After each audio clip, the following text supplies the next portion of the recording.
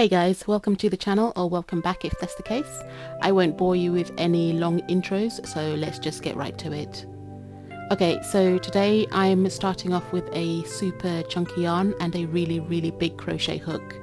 All the details and materials I will use will be listed below in the description box if you're interested, but anyway, I had the super chunky yarn available and I wanted to experiment.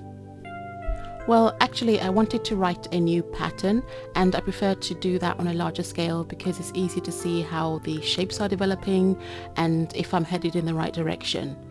My pattern writing process is rarely smooth and there's a lot of unraveling and recrocheting, so for me it's better to do that with the chunky yarn before tweaking the pattern and scaling it down to the actual size that I want.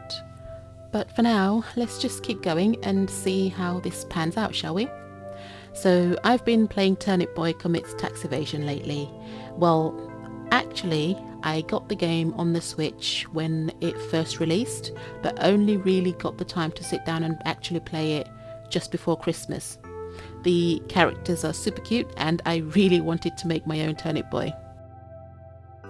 He's a fairly simple shape, but don't let that fool you. I find that sometimes the simple shapes give you the most problems. Okay, confession time.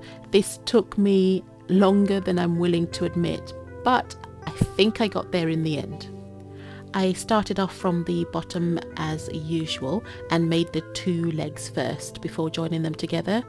I'd just like to make a quick note here because I did review this and I changed it later because they ended up being far too close together, and if you look at any of the images or play the game, his legs are much further apart than that.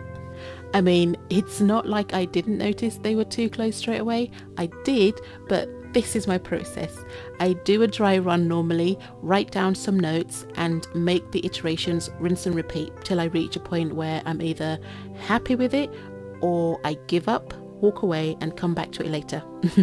But luckily for me, I seem to always finish my patterns either way, and I don't have that many UFOs or PhDs. However, I do have some WIPs.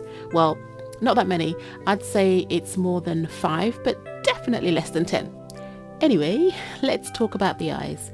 I ordered 2 sizes so I could test out which ones would be most appropriate. The smaller ones do look too small and a little bit beady, and some of you might be thinking, why order 2 sizes? Well, I did mention earlier that this will be scaled down at some point, so the smaller eyes will not go to waste. Plus, I make larger items too, so nothing really does go to waste, and I will always find a way of using even the most ridiculous of eyes. The only ones I haven't brought myself to use as yet are the reptilian eyes someone got for me as a present sort of way back when I first started crocheting amigurumi. But since I loathe reptiles and I'm quite frankly scared of them, those eyes will forever stay in my stash until I find someone to donate them to, I guess. But anyway, all that aside, I went with the larger eyes and by this point made some significant changes, including separating the legs and making the body smaller than it was originally. With the body finished, it's time for his foliage.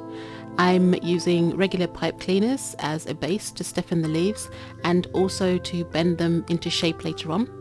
I would recommend using the same colour pipe cleaner as your yarn, but I simply didn't have any green, but I did have a whole packet of the white, so I just used what I had available.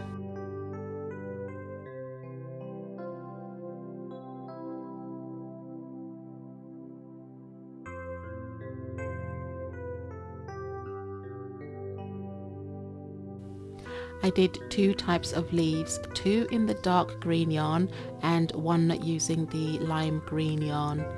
Crocheting around the pipe cleaners I found can be a bit of a pain and can be fiddly, but if you bear with it, you can get some really great shapes to your projects.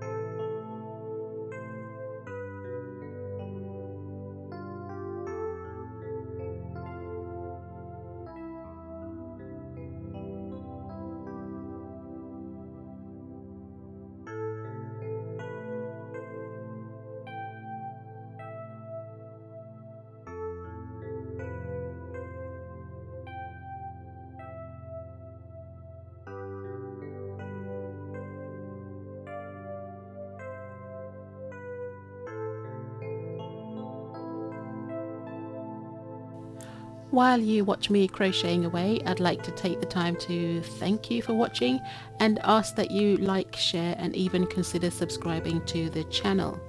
And on the off chance that you do, don't forget to yeet that bell button so that you'll be notified whenever I upload a new video.